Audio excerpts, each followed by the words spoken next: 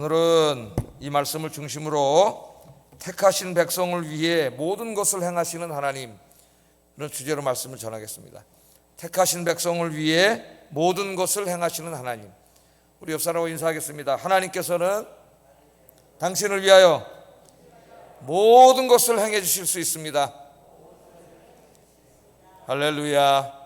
뭐 설교 다 했지 뭐. 네? 이 제목 자체가 그냥 은혜스럽잖아요. 제가 은혜스럽게 정했어요. 택하신 백성을 위해서 모든 것을 행하시는 하나님.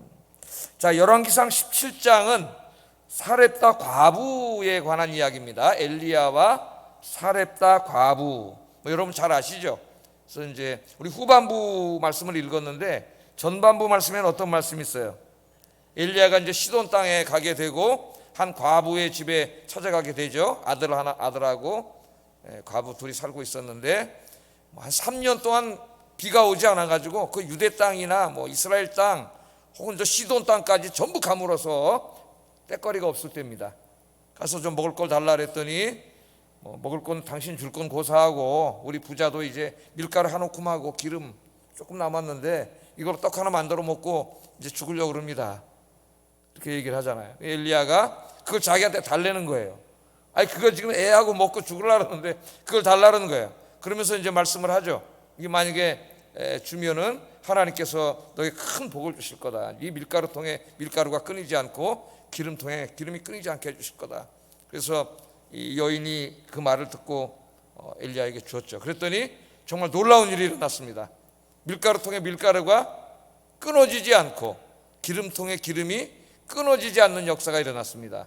그래서 목사님들이 신방 가시면은 이 기도를 해주기를 참 좋아해요. 저도 그렇고, 특별히 어렵고 좀 힘든 집에 가면은 기도할 때 그렇게 기도하죠. 저도 하나님 이 가정을 불쌍히 여기시고 사렙다 과부를 불쌍히 여기시는 하나님, 그 집안의 밀가루통에 밀가루가 끊이지 않게 하시고 기름통에 기름이 끊어지지 않게 하시는 하나님, 이 집 사는 가정에 이 복을 주시옵소서.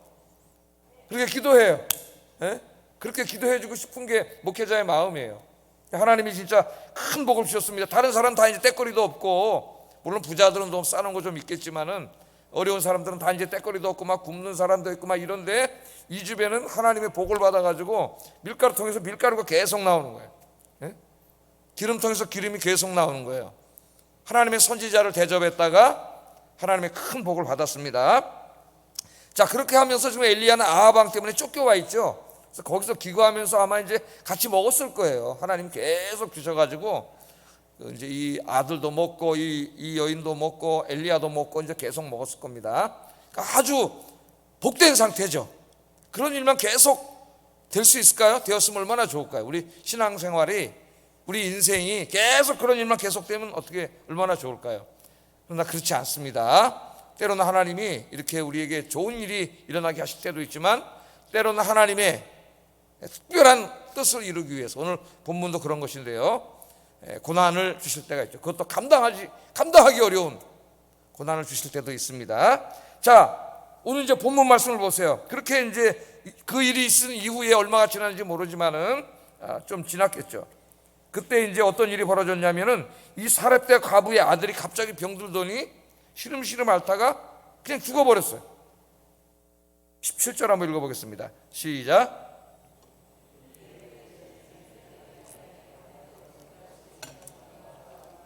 숨이 끊어진지라. 그러니까 정말 하나님의 선지자가 와서 그 마지막 남은 걸로 대접하고 하나님이 복을 주셔가지고 막 이제 먹을 게 풍성해지고 부족함이 없이 되는 이 기쁨의 한가운데서 어느 날 갑자기 아들이 병이 들어가지고 그 증세가 심해지더니 그냥 아이가 갑자기 죽는 거예요. 자, 이 여인이 얼마나 슬펐겠어요. 하나밖에 없는 아들인데 이제 밀가루도 막 나오고 기름도 막 나와서 그동안 못 먹였던 거 막 풍족하게 먹이고 막 이제 이렇게 하고 있는데 아들이 갑자기 병이 걸려서 그것도 낫지도 않고 죽어버리니까 얼마나 슬펐고 얼마나 낭망을 했겠습니까, 이 여인이. 근데 이제 여인의 아들이 죽으니까 엘리야에게 막 원망을 하기 시작합니다. 엘리야에게 한 원망은 하나님에 대한 원망이기도 해요. 여러분 같으면 어떻게 하시겠어요? 18절 한번 읽어보겠습니다. 시작. 여인이 엘리야에게 이르되 하나님의 사람이여 당신이 나와 무슨 상관이 있기로 내 죄를 생각나게 하고 또 내 아들을 죽게 하려고 내게 오셨나이까? 원망을 하는 거예요. 자, 그러니까 이 말씀을 보면 여인이 엘리야에게 뭐라 그러면 자기의 죄를 어떻게 했다 그랬어요? 자기의 죄를 깨닫게 했다고 말합니다. 그러니까 아마도 엘리야가 이제 그 집에 같이 이렇게 머물면서 죄에 대하여 또 죄에 대한 하나님의 심판에 대하여 가르쳤음에 틀림없어요. 하나님 말씀을 가르친 것 같습니다. 이 여인은 아들이 죽으니까 그것을 죄에 대한 하나님의 심판으로 받아들인 것 같아요. 오늘 그렇게 말씀을 하잖아요. 당신이 어떻게 와서 나에 대해서 죄에 대해 지적하고 내 아들이 죽습니까? 그러니까 이거 우리가 그동안 우상 섬기면서 살던 이 죄악에 대해서 하나님이 심판한 거 아닙니까? 그렇게 해서 내 아들을 죽이려면은 뭐 하려고 여기 오셨습니까? 그냥 우리 우상 숭배하고 살게 내버려 두지. 그 이제 원망을 하고 있습니다, 여기. 그러니까 이 여인은 이 아들의 죽음을 통해서 하나님은 무서운 하나님, 죄를 지으면 당장 막 진노를 내리셔가지고 죄에 대해서 심판하시고 심지어는 막 생명을 거두어 가시는 무서운 하나님으로 그렇게 이해를 하게 된 거죠. 하나님에 대해서 이러한 생각을 가진 분들이 꽤 많이 있습니다, 여러분. 어떤 목사님 간증을 책에서 읽은 적이 있어요. 그 목사님이 교회에 이제 자기 교회에 한 여성도님이 있었답니다. 그런데 이분은 하나님을 어떻게 이해하고 있냐면 얘기를 하다 보니까 죄에 대해서 심판하시는 무서운 하나님으로. 선지서 같은 데 보면 막 그런 말씀들이 많이 나오죠. 또 요한계시록에도 죄에 대한 그런 심판이 나오고, 이런 말씀을 읽고 어떻게 들으면서 하나님에 대한 왜곡된 생각을 갖게 된 거예요. 하나님 무서운 하나님, 죄에 대해서 심판하시는 하나님, 그런 하나님으로 생각을 하고 하나님을 굉장히 두렵게 여기면서 자기가 지은 죄가 많은데 하나님 나를 심판해서 날 죽이면 어떡합니까? 이런 불안에 쌓였는 거예요. 하나님을 믿고 위로를 받고 불안이 사라지고 그래야 되는데, 하나님은 공의의 하나님이고 무서운 하나님이고 죄에 대해서 심판하시는 하나님인데 내가 이렇게 죄를 많이 졌는데 하나님이 나를 심판하셔갖고 나를 치실지 모른다, 이런 오히려 하나님에 대한 불안감 속에 있더라는 거예요. 그래서 목사님이 그 성도님, 자기 교회 그 여성도님에게 이렇게 말했답니다. 자매님은 하나님에 대해서 잘못 알고 계십니다. 하나님은 자매님이 생각하고 있는 것처럼 그렇게 무서운 하나님이 아닙니다. 하나님은 당신을 사랑하십니다. 당신을 사랑하셔서 당신의 죄를 용서하시려고 외아들을 주신 하나님입니다. 하나님은 죄에 대하여 심판하신 공의의 하나님인 것은 맞습니다. 그러나 하나님은 우리가 죄인임을 고백하고 회개하면 우리의 모든 죄를 용서해 주시고 눈과 같이 양털같이 희게 해 주시고 우리를 사랑하시고 우리에게 복을 주시는 하나님입니다. 하나님은 당신을 사랑하시는 분이에요. 그러니까 하나님 그렇게 무서워하지 마세요. 그렇게 얘기를 했더니 이분이 이 말씀을 듣고 큰 위로를 받았다는 글을 거기에 써놨어요. 여러분, 하나님은 우리들을 사랑하시는 하나님이에요. 때로는 우리가 잘못할 때에 사랑의 매를 드실 때도 있지만 그때도 우리를 사랑하시기 때문에 바른 길로 돌아오게 하려고 하나님이 드시는 부모님의 사랑의 매입니다. 하나님 우리를 얼마나 사랑하냐면은 우리의 죄를 사하시기 위해서 외아들까지 주실 정도로 외아들을 보내주셨잖아요.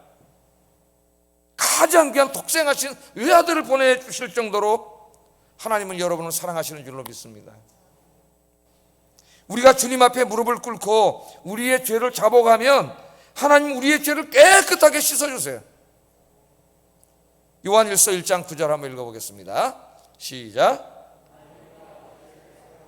그는 미쁘시고 의로우사 우리 죄를 사하시며 우리를 모든 불의에서 깨끗하게 하실 것이요. 아멘. 우리 인간이 죄를 짓죠. 죄는 하나님의 진노를 일으킵니다. 그런데 하나님은 우리가 지은 죄를 친히 감당하셨어요. 외아들을 보내주셔서 외아들이 다 감당하게 하셨어요. 그러므로 우리가 죄인임을 깨닫고 우리가 죄를 자백하기만 하면, 오늘 말씀이 그렇죠? 우리 죄를 자백하면 하나님은 미쁘시고 의로우사 우리 죄를 다 사해 주시고 모든 불의에서 우리를 깨끗하게 하여 주시느니라. 아멘입니까? 우리는요, 우리가 지은 죄에 대하여 심각성을 느껴야 합니다. 그것은 맞아요. 어떤 사람은 죄를 짓고도 죄에 대한 심각성을 전혀 느끼지 못하는 사람이 있어요. 그것은 더 큰 잘못이에요.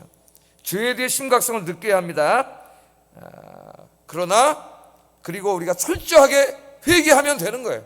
하나님 앞에 내가 죄인임을 인정하고 철저하게 회개하면 하나님께서 우리를 용서해 주십니다. 우리를 용서해 주시기 위해서 하나님은 외아들을 보내주셨다는 거, 외아들을 주시기까지 우리를 사랑하신다는 거 절대 잊지 마시기 바랍니다. 하나님은 막 우리가 죄를 질 때마다 우리를 심판하시는 무서운 하나님이라서, 내가 죄를 질 때마다 나 어떡하지 무서워서 막 벌벌 떠는 그런 하나님이 아니고, 여러분이 지은 죄를 용서하기 위해 외아들까지 보내주신 하나님이신 줄로 믿습니다. 그래서 사도 바울이 로마서 8장에서 그렇게 얘기했죠. 외아들을 주신 하나님께서, 외아들까지 주신 하나님께서 뭐가 아까워서 너에게 주시지 못하겠느냐. 하나님 그렇게 말씀하지 않았어요? 하나님 어떤 하나님이냐? 외아들을 주신 하나님, 택하신 백성들을 위하여는 아들까지도 주시는 하나님이니까 모든 것을 주시는 하나님, 그만큼 여러분을 사랑하시는 하나님입니다. 여러분 사랑하는 하나님 의지하고 믿고 감사하면서 하나님 의지하고 사시기를 주의 이름으로 축복합니다. 자, 이 여인은 그러나 잘못 알고 있었어요. 자, 엘리야는 여인의 아들이 죽자 입장이 굉장히 난처해졌습니다. 난감해졌어요. 예? 하나님 말씀도 가르치고 죄에 대해서도 가르치고 하나님의 사랑도 가르치고 막 가르치고 있는데, 하나님 믿으면 복을 받는다 가르치고 있는데 아들이 죽었잖아요, 갑자기. 그러니까 오늘 말씀해 보면은 엘리야가 굉장히 난감해했다는 게 20절에 나와요. 20절 한번 읽어보겠습니다. 20절 시작.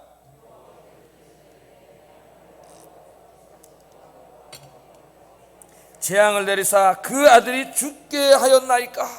죽게 하였나 그러잖아요.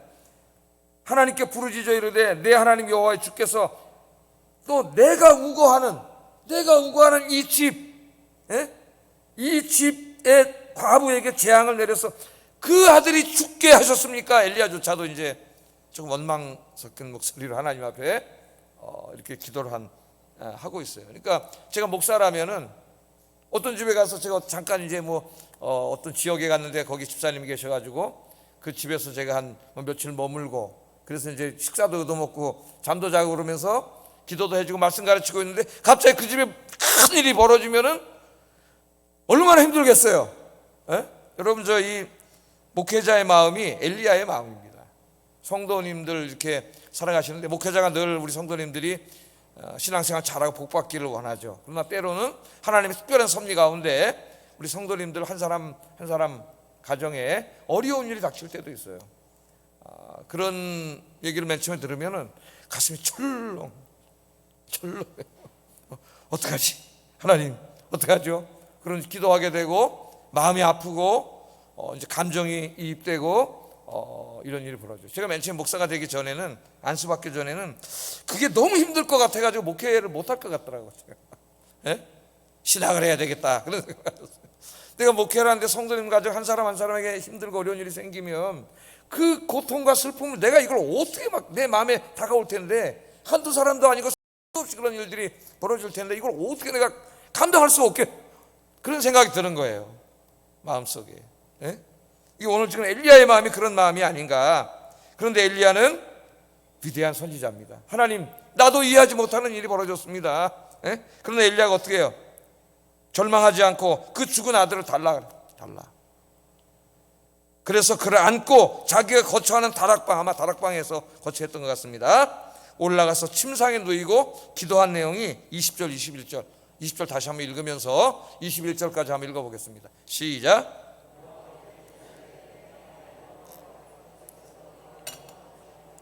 재앙을 내리사 그 아들이 죽게 하였나이까 하고 그 아이 위에 몸을 3번 펴서 엎드리고 여호와께 부르짖어 이르되 내 하나님 여호와여 원하건대 이 아이의 혼으로 그의 몸에 돌아오게 하옵소서.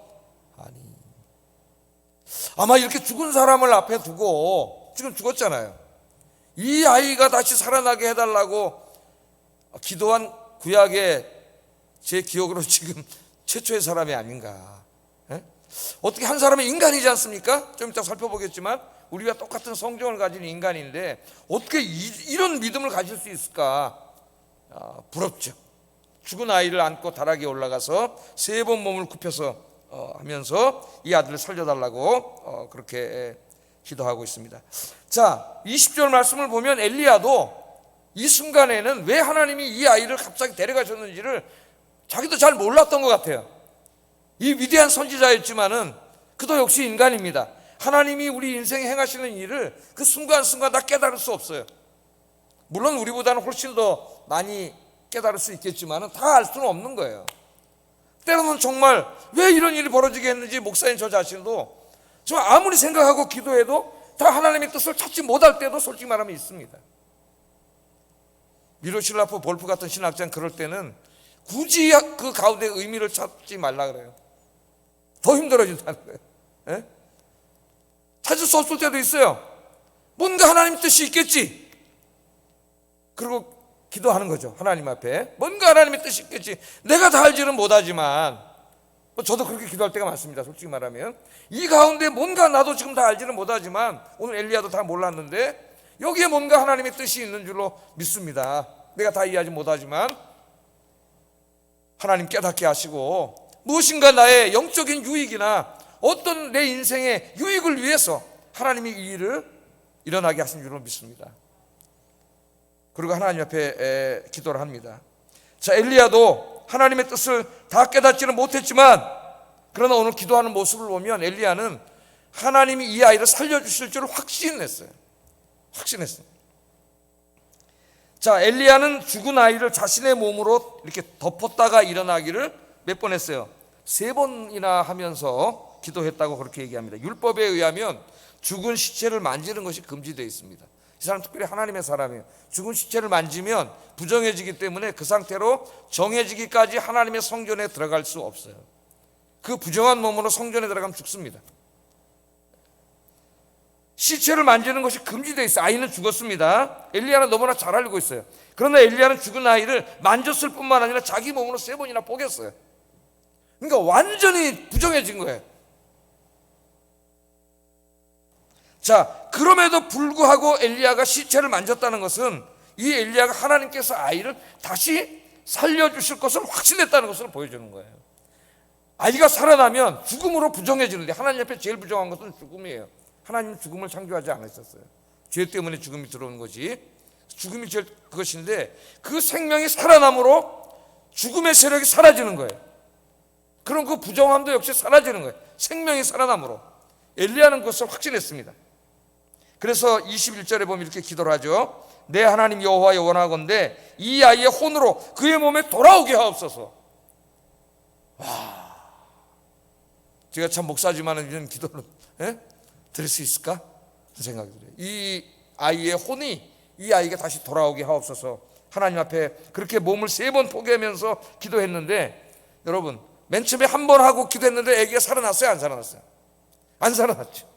그러니까 2번째 또 포기고 또 기도했어요. 이 아이를 살려주세요. 혼이 돌아오게 해주세요. 안 살아났잖아요. 또 3번째 포기하지 않고 믿음이 있는 사람은 포기하지 않아요. 그래서 끈기 있게 3번 기도했다는 게 나와요. 하나님 앞에 요청을 했는데 어떻게 되었을까요? 22절 한번 읽어봅니다. 22절 시작.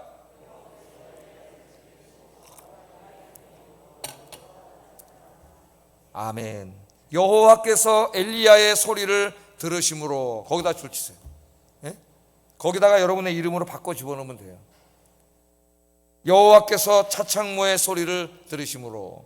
자기 이름 집어넣어서 한번 읽겠습니다. 시작. 여호와께서 차창모의 소리를 들으심으로. 오늘 여러분 이 시간에 와서 부르짖을 때에 이렇게 믿음으로 기도하세요. 인간이 볼 때는 이건 말도 안 되는 기도, 이게 도대체 이게 가능할까? 그러나 하나님께 불가능한 일이 있나요? 없잖아요. 여러분의 인생에 무슨 일이 지금 있는지 모릅니다. 제가 다 힘들고 어려운 일들이 막 있겠죠. 우리 교우들 가운데도 좀 이따 기도하겠죠. 아픈 분들, 갑자기 전혀 생각지 않았던 심한 병이 수술을 해야 되고 치료를 하고 항암을 하고 이러면 이제 그 본인도 너무 힘들고 가족도 힘들고 어려운 일들이 일어나죠. 그때 주저앉지 말고 이 여인처럼 원망하지 말고 여호와 하나님께 여러분 기도하시기 바랍니다. 기도하면 여호와께서 여러분의 소리를 들으심으로 그 기도에 응답해 주실 줄로 믿습니다. 이 아이가 살아나는 놀라운 역사가 일어났어요. 이 엘리야는 이 이후에 모든 기도자의 모델이 됩니다. 능력의 기도, 믿음의 기도가 얼마나 큰 능력을 가져오는가 모델이 돼요. 그래서 열왕기하 4장에 보면은 엘리야의 제자인 엘리사가 나오죠. 그 엘리사도 비슷해요. 수넴 여인 집에 가서 기거하는데 거기서 이제 갈 때마다 수넴 여인이 하나님의 종이 오니까 많은 걸 베풀었고, 나중에는 남편과 상해서 집도 지어주고 책상도 들여놔, 침대도 들여놔주고 막 그랬죠. 그래서 이제 그 여인 너무 고마워가지고 엘리사가 이제 소원이 뭐냐, 그래서 아이가 없는 걸 알고 하나님이라고 기도했으니까 아이를 줬습니다. 아들이 생겼죠. 근데 그 아들이 좀 자라다가 어느 날 아이고 머리야 하다 죽어버렸어. 아이가 갑자기. 예? 그러니까 여인이 그냥 엘리사에게 달려왔죠. 그래서 엘리사가 가서 이제 기도하는데 엘리야랑 좀 비슷하게 기도해요. 눈과 눈을 맞추고 코와 코를 맞추고 이렇게 완전히 포개가지고 엘리사가 이 죽은 아이를 놓고 기도하는데 살아나는 역사가 일어난 줄로 믿습니다. 엘리사가 이거 누구한테 배웠을까요? 자기 스승한테 배운 거예요. 그래서 여러분들이 우리 교회의 기도와 응답의 모델이 되기를 주의 이름으로 축복합니다. 이 구약에서 죽은 자를 앞에 두고 기도해서 살린 이 두 선지자예요. 엘리야와 엘리사. 구약 성경에 이런 얘기가 많이 나오지 않습니다. 거의 나오지 않아요. 이 놀라운 역사를 일으켰어요. 그래서 나중에 이제 신약 시대로 가면은 여러분, 이 구약 성경을 많이 읽고 있던 베드로가 어느 날 도르가가 죽었을 때에 찾아가서 기도해서 도르가가 살아나는 역사가 일어나고, 또 구약 성경 박사였던 엘리야와 엘리사를 너무나 잘 알고 있는 바울도 유두고라는 청년이 3층 창문에서 설교 듣고 까딱까딱 졸다가 탕 떨어져서 죽어버렸어. 사도 바울이 거기 가가지고 이제 그 다음날 떠나야 되니까 얼마나 그 목회자의 마음이 하나라도 더 가르쳐주고 싶어가지고 막 밤새도록 설교를 했어요. 밤새도록. 그러니까 그 낮에 일하고 피곤했던 사람들이 바울 선생 왔을 때 언제 설교 들어보냐 그래가지고 막 그 3층에 꽉 모였는데 이 유두고라는 청년은 그래도 딴 데 가지 않고 왔기는 왔어요. 근데 저 뒤에 가서 창문에 걸터 앉아가지고 이렇게 뭐 집중이 되겠어 앉아가지고 이렇게 있다가 이러다가 그냥 떨어져서 죽어버렸어요. 근데 사도 바울이 내려가서 기도했죠. 사도 바울이 기도해서 이 아이가 살아나는 역사가 일어난 줄로 믿습니다. 뭐 우리 예수님은 말할 것도 없죠. 우리 예수님은 하나님이신 그분이 오셨으니까. 그래서 야고보서 5장 17절 18절 한번 찾아보세요. 여기 제가 안 써왔어요. 야고보서 5장 17절 18절에 보면은 엘리야가 기도의 모델로 이렇게 소개가 됩니다.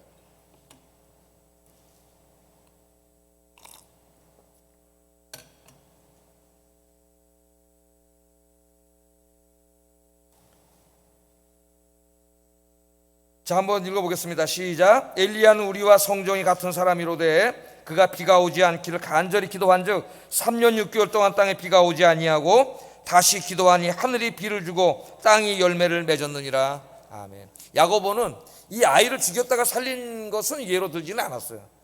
그런데 엘리야가 기도했을 때 3년 6개월 동안 비가 오지 않았죠. 기도하니까 또 비가 왔죠.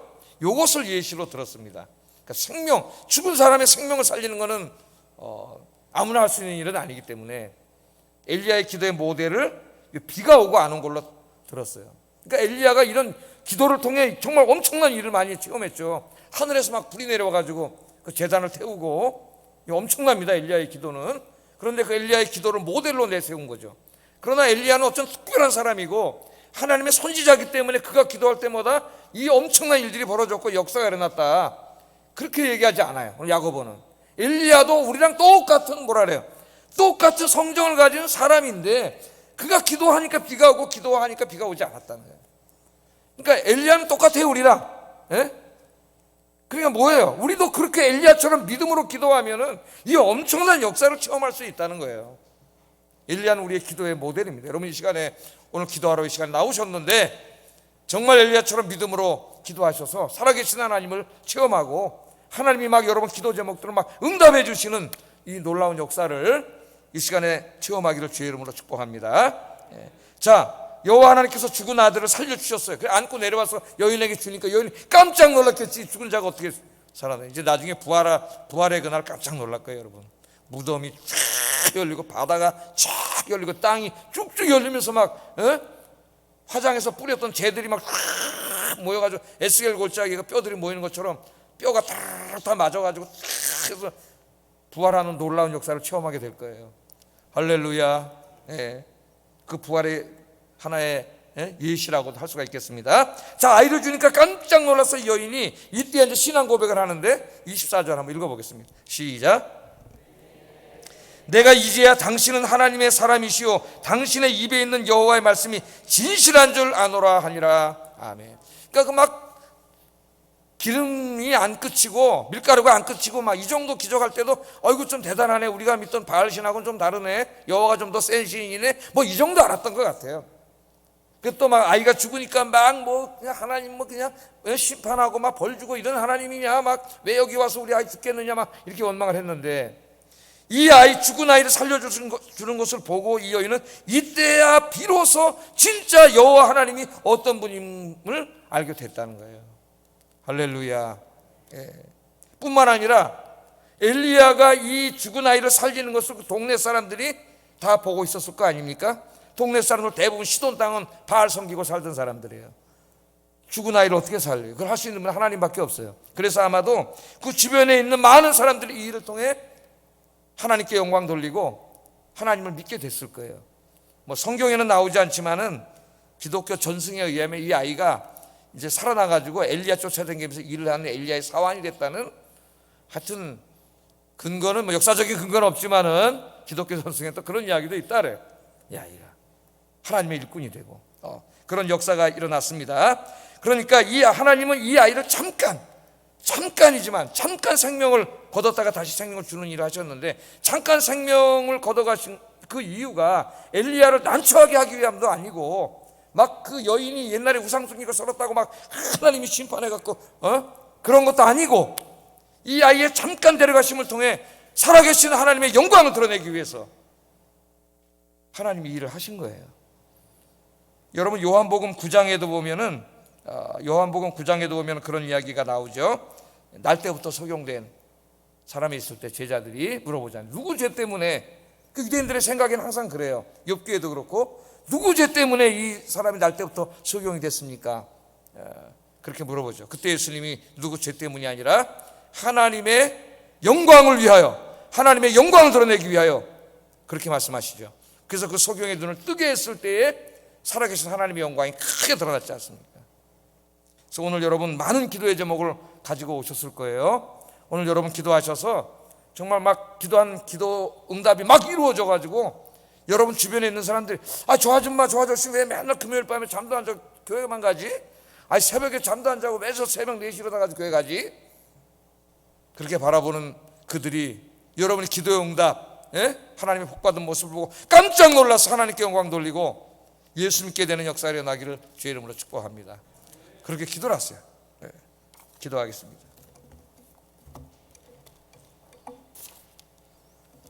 자, 말씀을 생각하면서 기도하겠습니다. 하나님은 여러분을 사랑하시는 하나님, 외아들을 주실 만큼 여러분들을 사랑하시는 하나님, 여러분의 죄를 사하시고 구원해 주시는 하나님, 그 하나님의 사랑을 느끼며 감사하며 살게 하소서. 두 번째, 하나님께서 사렙다 과부의 아들을 살려주셨습니다. 믿음의 기도를 통하여 나의 기도가 엘리야의 기도처럼 믿음의 기도가 돼서 내 인생의 문제가 해결되고 모든 문제가 응답받는 이 시간이 되게 하여 주시옵소서. 두 번째 기도 제목이고요. 세 번째, 내 이 기도의 응답받음을 통하여 내 문제가 해결됨을 통하여 하나님의 영광을 크게 드러내는 인생이 되게 하소서. 우리 같이 기도하겠습니다.